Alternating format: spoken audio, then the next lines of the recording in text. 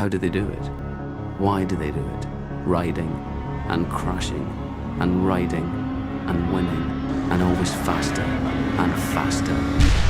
Well, welcome back everybody to With Antone MotoGP 2025. So we're heading into round 21 of the longest ever MotoGP season. This weekend we head to Portugal in the beautiful Algarve, which is going to be something to see.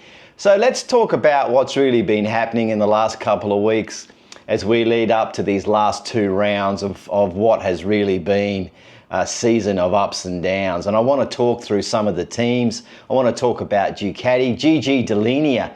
Are we getting the truth about the GP25? For me, we're not. It's all about the engine for the 25 over the 24. This ride height conversation, I don't think we're hearing the truth. You know, meanwhile, what's happening with Yamaha?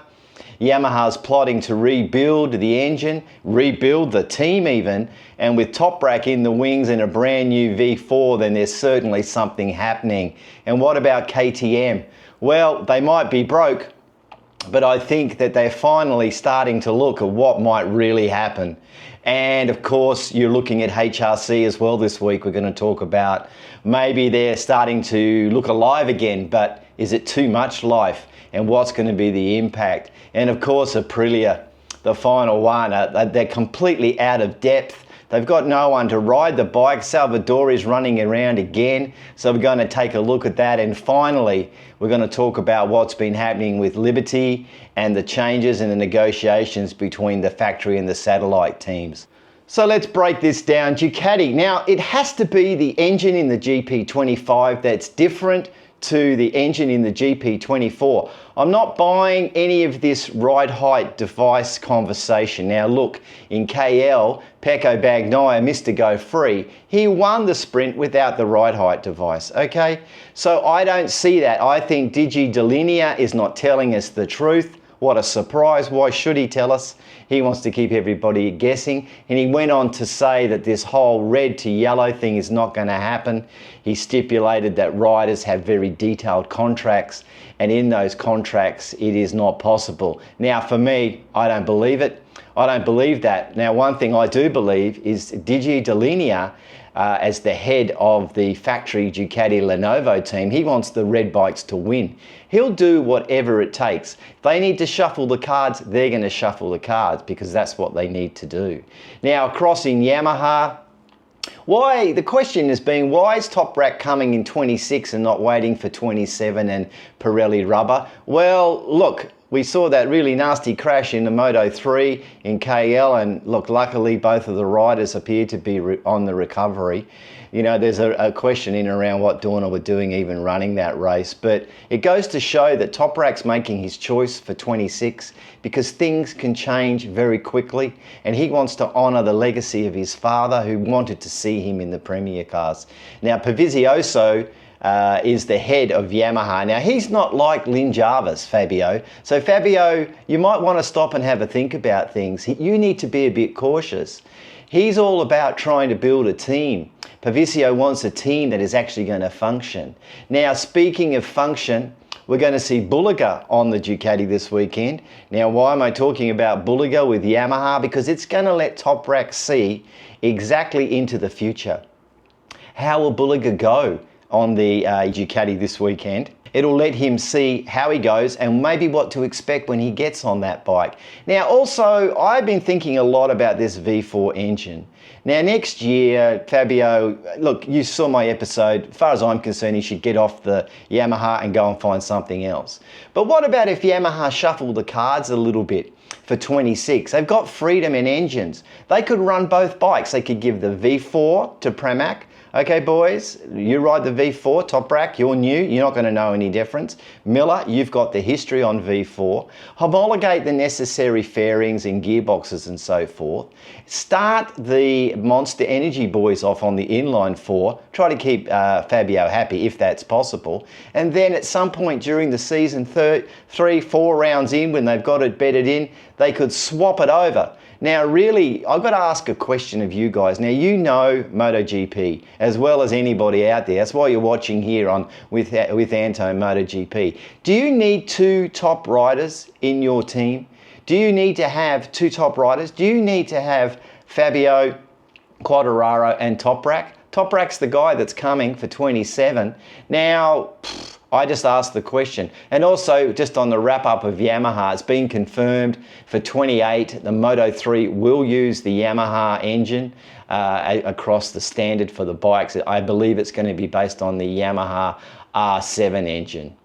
So KTM, it's a 50% cut across the board, which means a 50% cut on their racing development.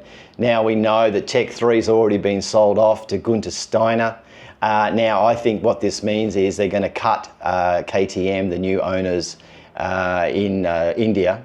Bajaj have already stated they're going to cut this. So what do I think is going to happen? KTM are probably going to sell their racing division. And that means Gunther Steiner for 2027, he can have the option for Tech 3 of looking at a HRC engine or a Ducati engine. So we'll see whether Gunther Steiner's got what it takes to actually manage that. Acosta's leaving KTM. Look, write that in your book, it's done. So who's KTM going to put on their remaining 2 bikes for 27? That's something we need to think about. Now, you'd probably like to think that Brad Binder's going. I've already indicated that. I think he will be moving on. Bastianini, I can't see a slot for him. So it'll be Vinales plus who for 27? And if they do sell their racing division, how about this one? What about a purchase from another company, maybe a German company, maybe BMW or someone like this? Anyway, across in Aprilia, what's happening in Aprilia? Well, as we mentioned in the intro, they've got absolutely no depth. They've got Salvadori on that bike again. Now, who is Aprilia and what is Aprilia doing? Who should they sign? It's clear to me who they should put on that bike.